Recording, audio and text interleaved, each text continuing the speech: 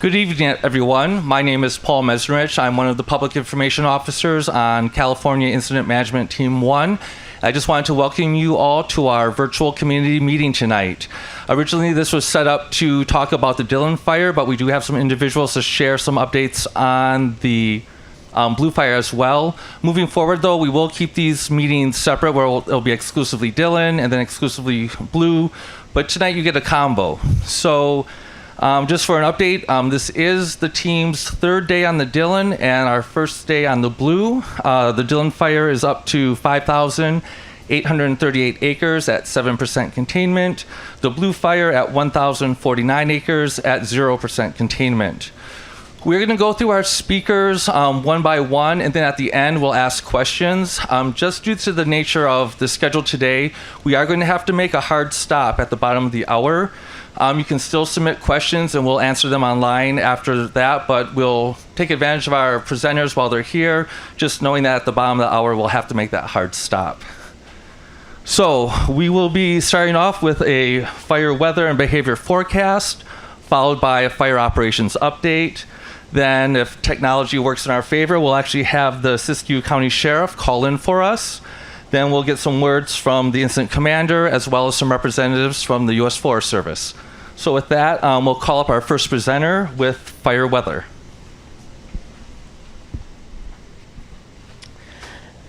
Hey, good evening, everyone. My name is James White. I'm the incident meteorologist assigned to both the Dillion and the Blue fires. My job as an incident meteorologist here is to provide very localized weather observations and forecasts. Those are to help to ensure both public and firefighter safety and to help in strategic and tactical planning here on the incident. Talking about some of the weather we've seen over the past few days, this weekend we've had some more subdued fire weather relative to other times. That's because we've had a lot more stable conditions, and what I mean by that is the atmosphere has not allowed the air to mix through a lot of our valleys and in our terrain, and that's kept the smoke really in those valleys. And smoke is a double-edged sword.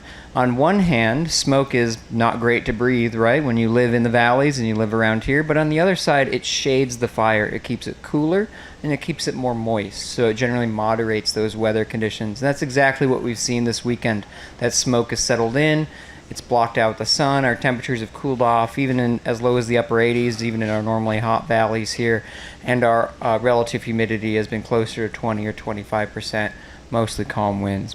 That is going to be changing as we look to the future here over the next couple days. Starting tomorrow on Monday, we're going to start warming back up, and we're looking at a little bit more instability entering the area. That's going to mix that smoke out a little bit more and allow the sun to shine more directly on the fire, helping us dry and warm things up. You're looking at your high temperatures returning to the mid-90s, our relative humidities back below 20%.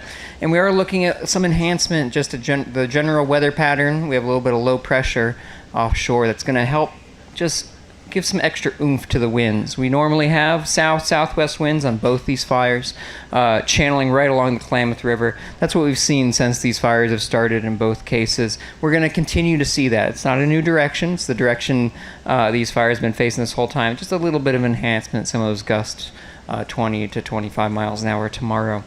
As we head through the next several days, you may have already seen on your weather app or on your phones, the Weather Service in Eureka and Medford both have issued fire weather watches. That's the product that usually turns into a red flag warning in the future. So you're likely to see red flag warnings to cover areas for both these fires within the next 48 hours from those Weather Service offices. And what that means when the National Weather Service issues red flag warnings is it just means that there will be fire weather conditions that are conducive to more active behavior. And the reason they issued those is for two main reasons. One, there is some potential for dry thunderstorms in the area, particularly on the Blue fire. That's something we'll watch closely. Any thunderstorm could have dry lightning, which could start new fires, but it can also have erratic and difficult to predict or strong winds that come with them, so that might push the fire in new or unexpected directions. Part of my job on the incident here is to very closely track that to give everyone as advance warning as possible when that might occur. So that's something we'll be watching closely. The other reason that has been issued is because it's going to be exceptionally hot and dry. Our highs are going to reach back near 100, those RHs near 15%, and it's going to be very unstable.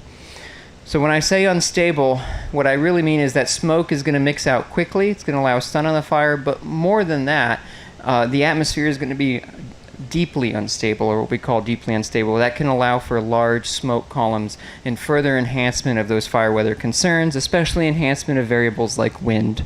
So we are looking at some enhanced winds here on Tuesday, maybe some gusts 25, 30 miles an hour, not just if thunderstorms occur, but also because of that instability. We're going to maintain some of these elevated conditions for a couple days into Wednesday and Thursday, but that instability isn't going to be nearly as deep. It's not going to be as concerning on Wednesday and Thursday, but it will remain hot and dry.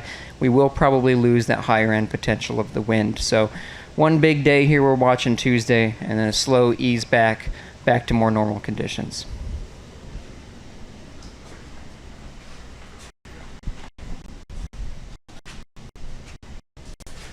Good evening. My name is Stuart Turner. I'm the fire behavior analyst for the team. As the fire behavior analyst, what I do is I predict what the fire is going to do, where it's going to go, and how fast it's going to get there.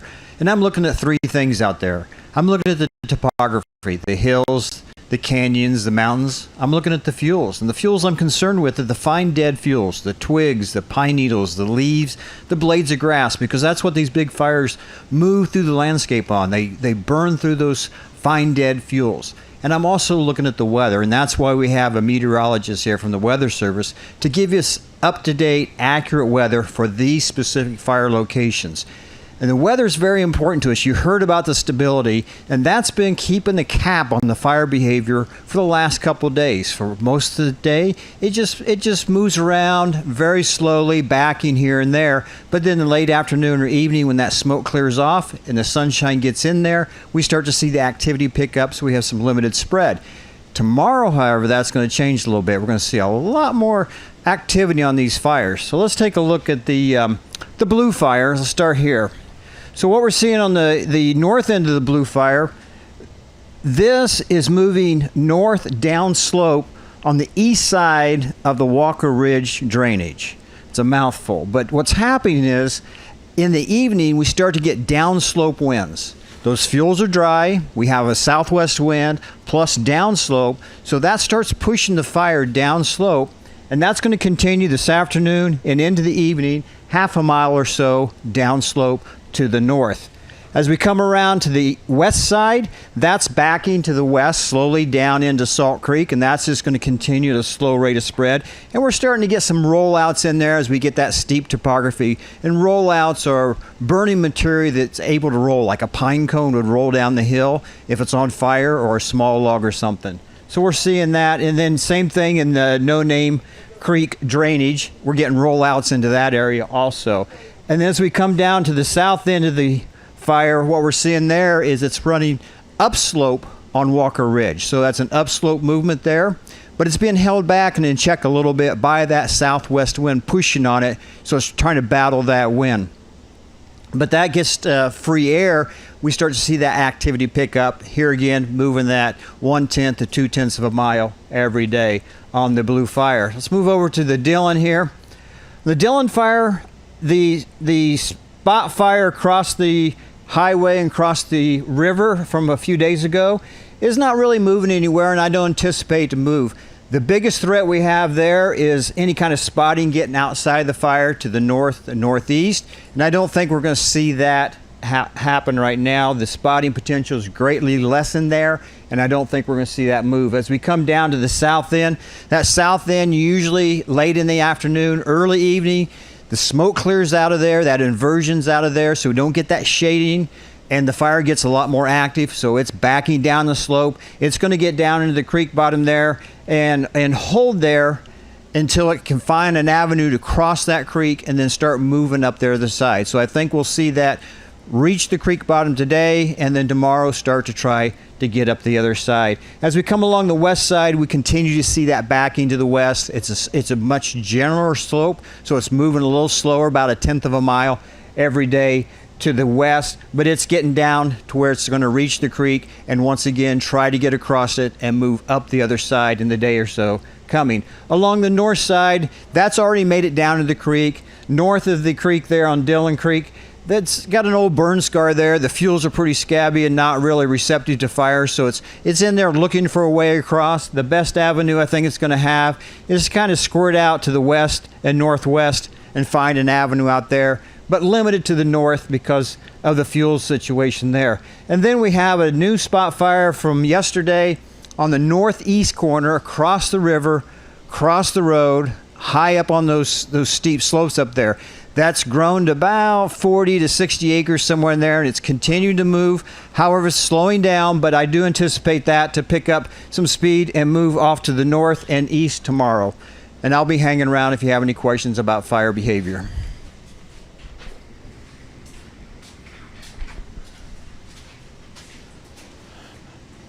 Good evening, Jason Prentice, Air Resource Advisor. My primary role here on the fire is to look at smoke and its impact on air quality, not only for the crews and overhead that are here at the fire, but for the general public as well.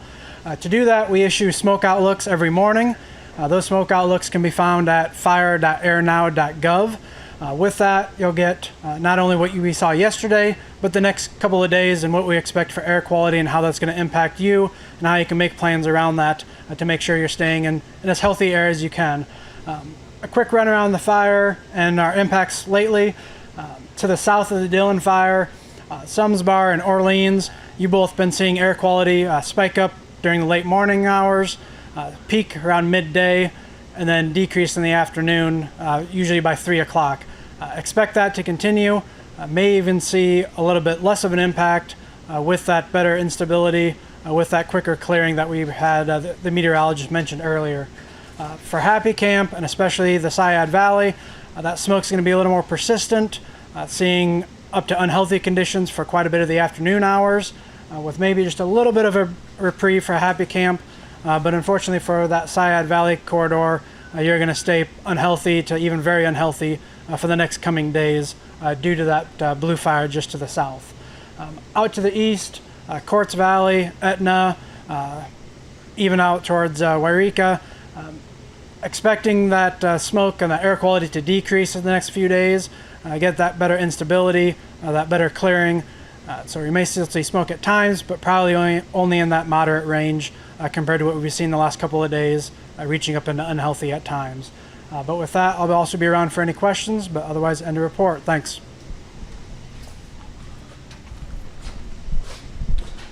Good evening, Travis Sane, California T1 Operations Section Chief. I'm going to start over on our blue fire where we assumed command this morning. I want to paint a little bit of a picture for you about this fire. So the fire is up here on Blue Mountain above Walker Creek and Walker Ridge. Extremely steep topography, rollout is high. You heard Stuart talk a little bit about that, but also it's in the burn scar from 2014. A lot of snags up there and some 10-foot, 15-foot tall brush. So to help you understand, the resistance to control up there is high. It's really challenging our crews, but they're giving their best effort, and there's been a lot of good work gone into the blue fire. But our priority one is the community of Syad. We're beginning to start structure prep around the structures south of the Klamath River, as well as in Syad Valley in preparation if this does come off the hill. We're also looking at opportunities to tighten the box in direct on this. We have lines out here on Slinker Ridge. We're also putting lines out here on Grider Ridge to contain this fire in the event it does come off the mountain. Moving over to the Dillion fire, where crews, our firefighters have been very successful. They're giving it a lot of hard work. Also, real similar steep topography over here. They don't have as many snag concerns as we do see on the blue fire, but they've been very successful on our original spot fire over here on east of the Klamath River. We have mop up all the way around the spot fire, a solid 200 feet around there, and a little deeper around the homes above Kennedy Creek, and then also coming around in Carter Road. So feeling pretty secure with that spot fire. 2 nights ago, we did receive 2 spots across the east side of the Klamath River, here just east of Dillion Creek. We inserted 2 hotshot crews. Extreme steep topography there to the point where you can barely walk on it out this kind of knob into the Klamath River. It's like a grass oak woodland. They're continuing to make progress on it. We have hose line all the way down to this fire. Crews are continuing to put hand line down the east and the north side to try to contain this and look for opportunities to tie it into the river. We're making good progress. It's just really challenging for our firefighters. Coming around into the Dillion Creek area, continues to hold into the west side. Today we did put a little bit of defensive firing here along this 14N21 road above Mill Creek, and then also south of Coal Creek, just so when this fire backs off, or it is backing down into Mill Creek off of Dillion Mountain, it doesn't make a hard slope reversal up that drainage and blow that drainage out and compromise our other lines, and also really cause more ecosystem damage. Coming around to the south side, where our crews are looking for opportunities to come off of Dillion Mountain, the fire continues to progress south. We have crews coming in here off of Rock Creek, mopping up along this edge down here in Rock Creek in the Klamath, and we're looking for opportunities to tie this up to Dillion Mountain. Extremely steep up there as well. Heavy deadened down fuel presence, heavy canopy, real tough ground to work in. But our crews they're giving it the best. We do have indirect line here down on Beans Ridge. This dozer line is completed.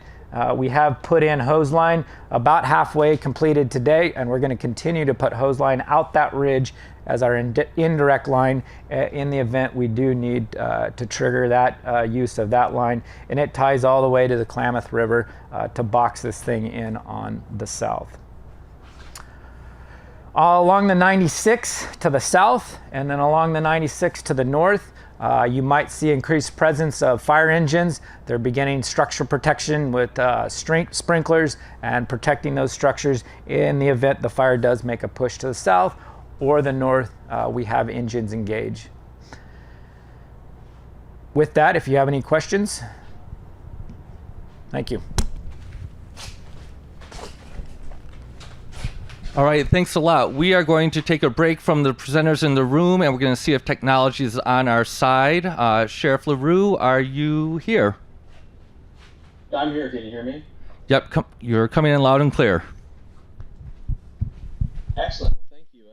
And thank you to Team One. Welcome back. I know it hasn't been long since you were last here, but I appreciate your continued partnership and dedication to our community.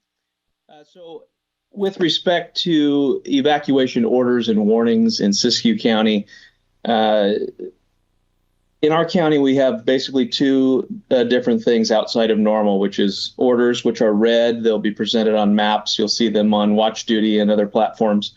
And then warnings, which are yellow. We try to keep it simple so that people can be ready to leave at any moment, or they are aware that they need to leave immediately. And just so people know how those are determined, are based upon experience with our incident management team, fire personnel, and law enforcement. We get together routinely and we review sort of the upcoming fire behavior or the current status of the fire. And we have to make some hard decisions. And oftentimes we have to project out quite a ways because we want to make sure people are safe and that they have time to get out in a safe manner. So they're not made in a vacuum. We rely on hundreds of years of experience in the room. And so people are aware, as you're hearing these different presentations, there's a lot of factors, smoke, visibility, the time of day for an evacuation, or maybe even the roadways, how many there are, or, sometimes there's only a few in many of our instances in Siskiyou County, and how many people, and if there's people that have mobility issues, or if there's livestock, and what the fire behavior looks like, and the different types of fuels and weather and wind. So, there's so many factors that we take into account when we're making these decisions. And as we've heard in these presentations, there's going to be a lot more fire activities. There's a lot of uncertainty, and we want to make sure that people are safe. And so I just remind people to be patient with us and let you know that we do review these evacuation orders and warnings daily, and we will downgrade as soon as it is safe so that people can get back in. Another piece of this I'd like to mention is just there's always secondary impacts that people need to consider. such as impacts to roadways. There might be debris, trees that fall down, rocks. We've had boulders. We've also had power lines down in the future, or in the past, I'm sorry. And there could be power issues themselves depending on, how the fire progresses. So just some other considerations, that it's not just about threats to physical homes and residences, but it's also about firefighters in the area, making sure that there's room for engines to respond in an emergency. And with that, I just want to remind people that the safety of everyone is really dependent on all of us together. And so people need to keep their speed down. They need to be aware that there's a lot more people in this area that are trying to do a great job and fight this fire. And so it can change in a moment. We want to keep people as safe as possible. And so the number one goal is safety for all of us and in protecting our community. So with that, I'll turn it back over. Thank you.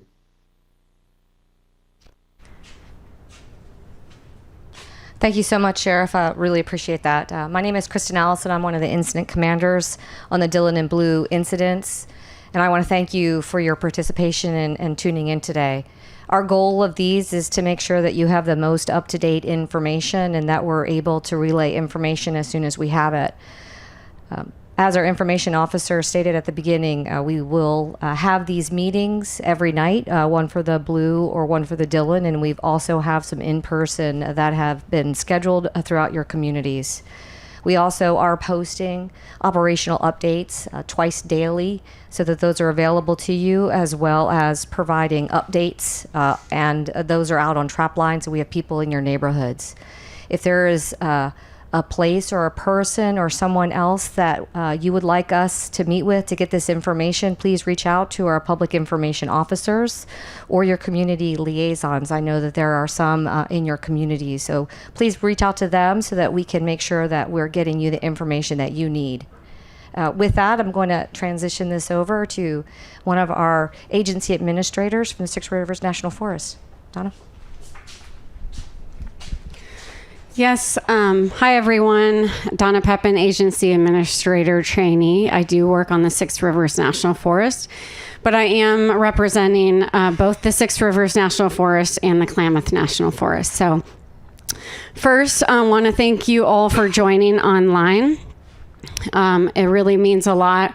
We appreciate you all staying engaged and well-informed, and we hope that the information that we share out tonight, you take that and you also help us to share that information out to other community members and friends and family, so they also are well informed. So the priority really is you, your communities and your homes.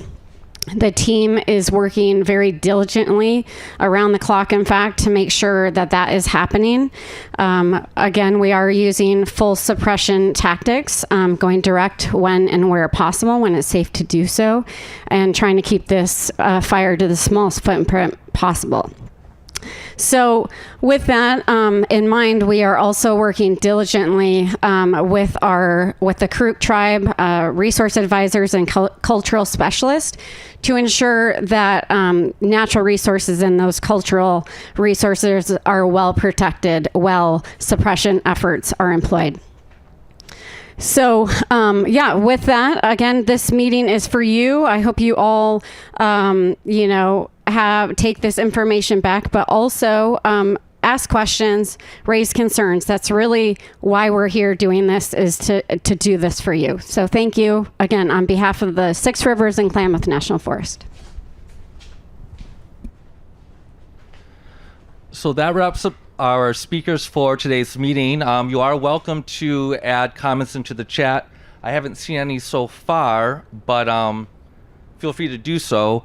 And if something comes up later, just know that our public affairs officers are monitoring both the Six Rivers and the Klamath National Forest Facebook pages, and we can respond that way too. It sounds like a question has come in, and I can read that.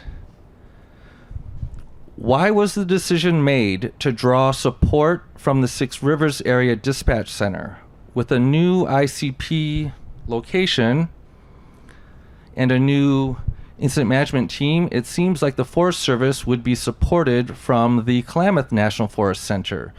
Not only are they local to the current fires, the Six Rivers Center is already supporting several camps. This means that they are drawing from the middle of the priority list. It would seem that substantial money would be saved drawing from the unused local dispatch center. Okay, thank you for that question.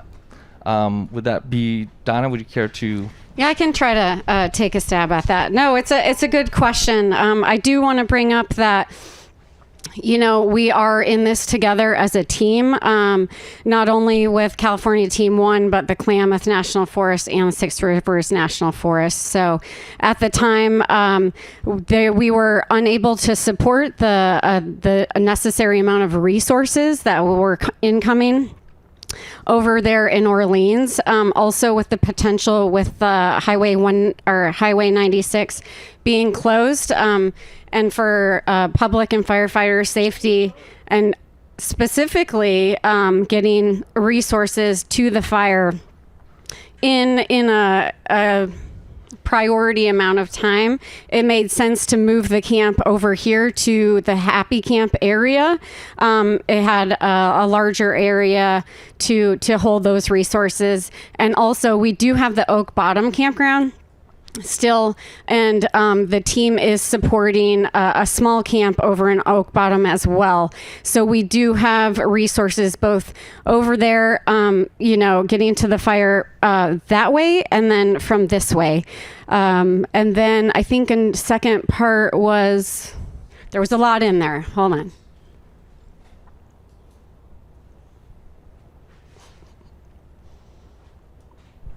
So the second part was... dispatch. Yep. Okay, sorry. And then as far as dispatch, they are continuing to support and doing that, but they also have a certain amount of capacity, right? And so we need to have them be available and be able to support any other initial attacks that might come on the forest. So that's what I have. I don't know if somebody else. Thank you. Yep, we actually have a few more questions coming in that I'd like to try and get through. So next question is, are you hopeful that you can prevent the Dillion fire from crossing Rock Creek? I don't know if our operations section would be willing to field that question. Again, it was how hopeful we are that we can prevent the Dillion fire from crossing Rock Creek.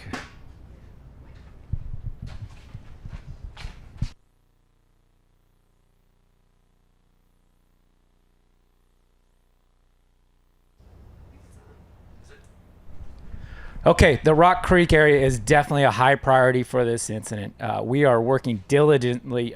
We have multiple engine strike teams in there, as well as multiple crews to prevent it from crossing Rock Creek. All right, thank you. Next question, I don't know if we have the staff here to answer it. So Russ, if we don't have anyone to answer here, we will email you back. But the question is the Pacific Crest Trail safe to hike to Syad Valley from the north? Estimated arrival is September 2nd. Or is it better to turn around and go back north toward Ashland? Yeah, hi, I can take that one. I'm the agency administrator on the Klamath National Forest. I'm actually a district ranger on the Goose Nest. My name is Megan Solis. So we are actually going to close a portion of the Pacific Crest Trail, and it's going to be effective today. So there is routes around it, and the Pacific Crest Trail Administration will be posting the signs at both ends of the closure to be able to direct people around that. So, great, thank you. I don't know if Sheriff LaRue is still with us, but we do have a couple questions, or at least one question, about whether people can access Friends on Tybar Road.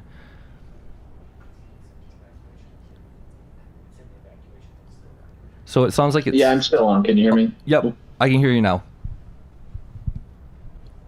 Go ahead. So, depending on, I guess, if it's impacted by the fire, that's still in an evacuation order zone, just with the potential that fire could change at any moment. So it's something we're evaluating. I I believe there's people that have not evacuated from that area. We have not received any phone calls from them, but at this time the road is closed in and out as far as, it really needs to be prioritized for fire traffic, and it is still an evacuation order. Okay, thanks for that feedback. We are at the bottom of the hour. I don't see any more questions coming in, but again, still feel free to submit those if you have them. And again, we'll be monitoring that chat line and that comment line, and we'll respond at that point. I'll give it a couple more seconds to see if any other questions have come in. Otherwise, I'd love to thank everyone for joining us this evening. Again, our next meeting, if you want to throw up that slide, is going to be tomorrow. So you'll actually hear and see us again tomorrow. That meeting will be more focused on the blue fire. So that will be the topic.